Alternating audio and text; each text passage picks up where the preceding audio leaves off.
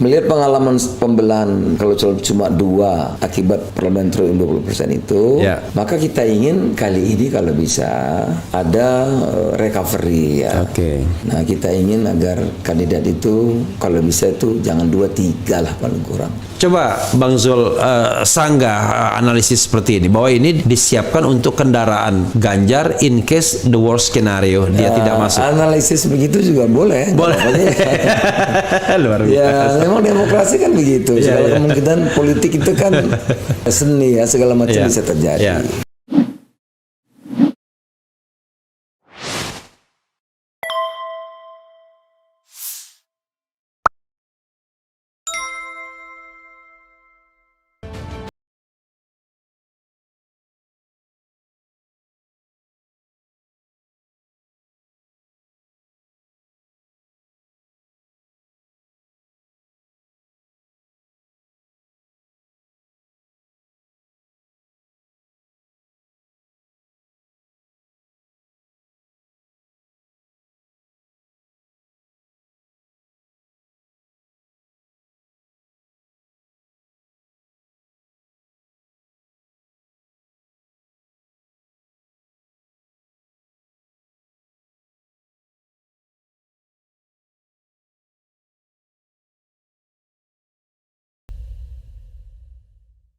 Yang saya sendiri senang tuh ada poros baru. Kenapa? Ya saya mau terus terang.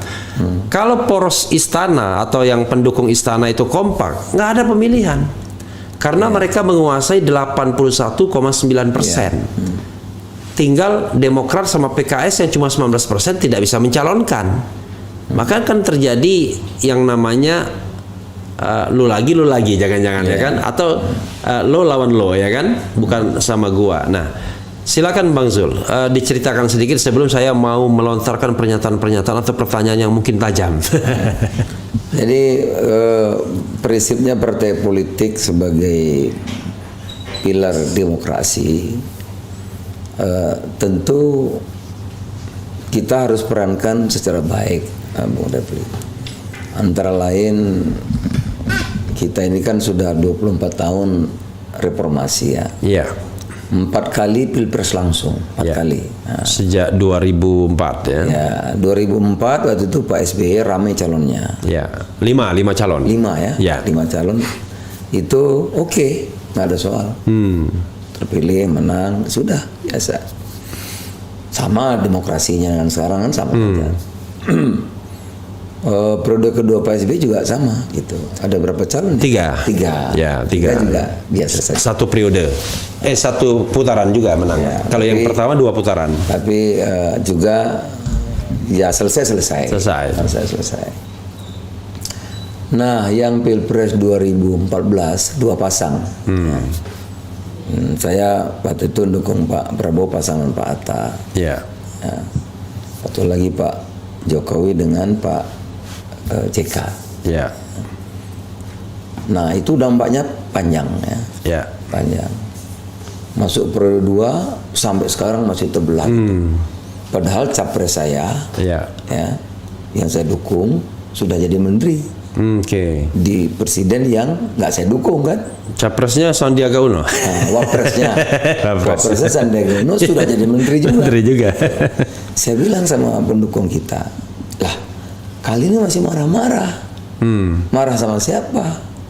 Capres kita, capresmu, wapresmu, capres saya kan sudah di sana. Kok kita masih marah gitu? Ya itulah masih pembelahan itu sampai ke dusun-dusun. Nah, oleh karena itu waktu pembahasan undang-undang pemilu kita berharap ya tidak ada lagi pembatasan itu. Presidential threshold. Threshold 20% itu. Itu pembahasan yang tahun berapa? Sebelum undang-undang pemilu yang kemarin, panjang sekali itu. Nah, waktu itu saya menjadi inisiator pertemuan di rumah saya. Datang semua tuh ya, dari PKB, dari... Itu pada periode ini atau periode sebelumnya? Periode sebelumnya. Waktu jadi ketua MPR ya? Iya, waktu ketua MPR. Sobat daerah sekalian, Bang Zul sekarang wakil ketua MPR ya? Jadi waktu itu Pak Osman Sabta datang, wakil dari Demokrat datang, Caimin datang langsung ya. Kita sepakat sudah, saya minta 0 tapi akhirnya kesepakatan kita waktu itu sama dengan parlemen threshold 4. Ya, oke. Kalau 4 bisa banyak. Ya. Sudah nih, tapi di bulan penentuan itu peta berubah. Waktu itu setelah P3 gabung ke pemerintahan. Ya. Oke. Jadi peta berubah. Akhirnya disepakati. Oh, setelah P3 gabung yang gonjang-ganjing anunya ya? Mau berubah, mau Perubahan kepemimpinan. 20, iya. Romah Hurmuzi waktu itu. Berubah itu Iya. jadi 20%. Nah, akhirnya 20% lagi. Gitu. Nah, melihat pengalaman pembelahan kalau cuma 2 akibat parliamentary 20% itu, Ya. maka kita ingin kali ini kalau bisa ada recovery ya. Oke. Nah, kita ingin agar kandidat itu kalau bisa itu jangan 2-3 lah paling kurang. Kalau saya berharap jangan 2 atau 3, 4 syukur-syukur ya kan. 4 Paling masih. kurang. Paling kurang 3. Paling kurang 3 ya. Oleh karena itu kami jumpa beberapa kali dengan saya dan Pak Erlangga. Pak Erlangga gitu. Tadi betul kalau beringin harus sinar matahari. Ya. Saya dengan Golkar saya bilang hubungannya panjang dan sampai sekarang kita kenal dekat. Sebut saja Pak JK, sampai sekarang hubungan saya baik. Karena backgroundnya juga sama. Bang Zul di agak didekatin sedikit Bang Zul. Takutnya nanti. Kemudian ya. Ya. Pak Akbar Tanjung juga saya sampai sekarang kita masih hubungannya dekat. Ya. Pak Ical juga apalagi ya, Ya. satu kampung Kadin sama-sama dekat. Termasuk Satu kampung itu dari Lampung ya. Saya harus jelas. Pak Novanto juga saya bilang dekat. Ya. Nah, mungkin kalau kita bisa kerjasama, saya bilang pasti Golkar akan tambah kuat. Saya terbawa kuat. Gitu. Ya. Dan yang paling penting kita memberi harapan kepada publik ada kalau dulu poros tengah namanya. Ya. Nah, kalau ini saya bilang poros bersatu. Poros bersatu. Nah, poros bersatu atau Indonesia bersatu. Oke. Sehingga Bersatu itu kan dari Beringin katanya gitu ya. Dari Beringin kemudian Surya sama Ka'bah. Itu. ya, itu Ka'bah itu P3 kalau Iya. Matahari itu PAN, kalau Beringin itu Golkar. Iya. Tapi tema itu sebetulnya bersatu itu pengalaman yang ada sekarang. Oke. Ya. Kita ingin Pileg dan Pilpres yang bersamaan itu tentu dalam demokrasi politik identitas itu boleh saja gitu. Ya. Tapi kita ingin menawarkan politik gagasan. Itu kan Oke. selalu saya sampaikan, politik gagasan ya. Apalagi melihat perubahan zaman sekarang ini, perubahan geopolitik yang perlu kebersamaan di antara kita gitu. Kalau kita terus ya seperti ini, cebong, kampret itu atmosfernya pengap dan tidak produktif gitu. Padahal kita menghadapi tantangan perubahan yang begitu cepat dan sama sekali baru. Ya.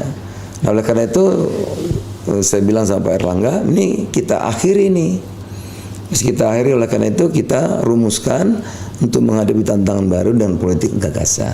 Sepakat, temu berdua. Kalau dua kurang rame, kurang kuat, mesti cari teman lagi gitu ya.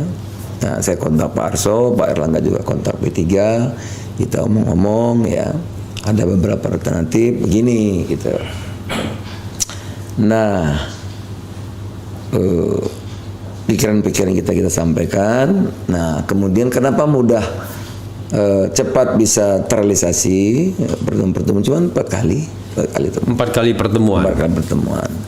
Dan yang lainnya 4 kali pertemuan sampai kemudian munculnya deklarasi terhadap poros bersatu ini ya. Oke. Lainnya telepon aja ya. Iya. Kenapa ada kunci di situ? Nah, kuncinya apa? Ada kesetaraan, Bung Repi. Oke. Pak Erlangga itu pemimpin partai pemenang nomor 2 loh. Ya. 85 kursinya. Ya. Dia nggak sedikit. Ya. Dia nomor 2 Ya. gitu. Tetapi ada kesetaraan. Ya, saya, Pak Arso, walaupun 19 kursinya, saya 44. Yeah. Ada kesetaraan ya. Pak Erlangga itu orangnya kan juga rendah hati ya. Yeah. Sehingga ini cepat terrealisasinya, dan tentu selebihnya adalah niat baik ya. Oke. Itu kira-kira. Bisa dibilang bahwa inisiatif dari Bang Zul ini ya. Sama-sama lah sama Pak Erlangga berdua. Iya. Oke, jadi tapi saya kan harus tanya-tanya mewakili publik juga. Iya, ya kan tentunya kan begitu ya. Silakan. Nah, pertama Bang Zul,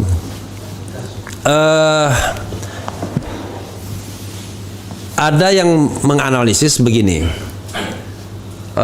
Terlepas tadi niat baik ya, agar tidak dua calon dan lain sebagainya, ada yang mengatakan wah ini PAN, Beringin dan juga P3 untuk menaikkan bargaining position, karena ini mohon maaf nih jadinya nggak apa-apa, karena sekali pun nggak soal. Iya, karena pembicaraan mengenai capres ini kok seolah-olah hanya pembicaraan yang terkait dengan itu aja yang disebut Prabowo Subianto, Anies Baswedan, Ganjar Pranowo. Itu di saf 1, saf 3, saf depan. Berikutnya lagi pembicaraan mengenai AHY, Sandiaga Uno, Ridwan Kamil, saf yang kedua. Tokoh-tokoh 3 partai ini tidak naik ininya. Padahal kalau tidak naik seperti itu, kita tahu kan ada kotel effect dan lain sebagainya. Karena itu cara untuk menaikkan itu adalah ya dengan poros ini. Ini analisis yang baik. Ada analisis yang nggak baiknya juga. Itu juga boleh. Iya. Pendapat begitu aja, oke juga, nggak masalah, nggak apa-apa. Nggak masalah ya. Iya. Artinya nggak salah juga untuk menaikkan bargaining position masing-masing partai politik dalam. Boleh juga. Boleh kalau kita juga. berbuat baik, responnya baik kan bagus juga. Oke. Tapi yang ngeri-ngeri sedap ini, saya mendapatkan informasi dari 2 versi, dari pengamatan dan dari bocoran dalam tanda kutip, tapi namanya bocoran kan nggak bisa dipertanggungjawabkan. Apalagi menggunakan kata kabarnya, katanya kan. Tapi lebih baik ditanyakan langsung pada orangnya, nanti saya lihat reaksinya. 1 katanya, ada konstelasi yang membuat Ganjar Pranowo ini tidak akan bisa dicalonkan. Bahkan saya belum baca persis, saya dikasih tahu Masinton mengatakan, membocorkan tidak ada, not on the list di PDIP sebagai calon presiden. Tapi di sisi lain dia adalah putra mahkota, kan? Putra mahkota dari kekuasaan sekarang. Yang apa betul begitu? Apa betul begitu? Ya, paling tidak itu yang dikatakan beberapa pengamat, beberapa pengamat, gitu. Tapi dia tidak masuk list di sana. Karena itu, kalau misalnya the worst scenario memang tetap tidak di-endorse oleh partai PDIP yang notabene 128 kursi yang bisa mengajukan calon secara mandiri, maka yang akan dipakai kendaraan ini, terutama Golkar. Karena Golkar dengan 85 kursi, dia gandeng 1 saja kecuali P3 dapat. Kan begitu? 1 aja dia gandeng kecuali P3. Jadi gandeng Golkar PAN oke. Golkar PKB oke. Yang penting kuncinya di Golkar. Kira-kira begitu. Nah, karena itu ada istilah atau isu goyang-goyang posisi Erlangga kan begitu. Oke. Coba Bang Zul sanggah analisis seperti ini, bahwa ini disiapkan untuk kendaraan Ganjar in case the worst scenario dia tidak masuk. Analisis begitu juga boleh. Boleh. Luar biasa. Ya, memang demokrasi kan begitu. Segala kemungkinan politik itu kan seni ya, segala macam bisa terjadi. Tapi yang pasti, Bung Repli, memang kesepakatan kami ini kita belum bicara capres cawapres. Oke. Karena kalau kita membahas capres cawapres, sudah bertengkar dulu. Oke. Kita belum. Kita akan merumuskan nanti konsep gagasan. Indonesia itu kan visinya tetap tidak berubah kan. Oke. Kita ini merdeka agar kita bersatu, dan bersatu itu maka kita bisa stabil, dan stabil itu kita berdaulat. Oke. Kedaulatan itu pada zaman Bung Karno dirumuskan dalam pembangunan semesta berencana, ya kan? Dalam zaman Pak Harto dirumuskan dalam garis-garis besar haluan negara. Waktu pilpres misi presiden. Iya. Nah itu. Tapi kok jadinya begini itu. Nah oleh karena itu menghadapi yang baru itu kita mau apa dulu nih sekarang. Nah itu yang kita rumuskan.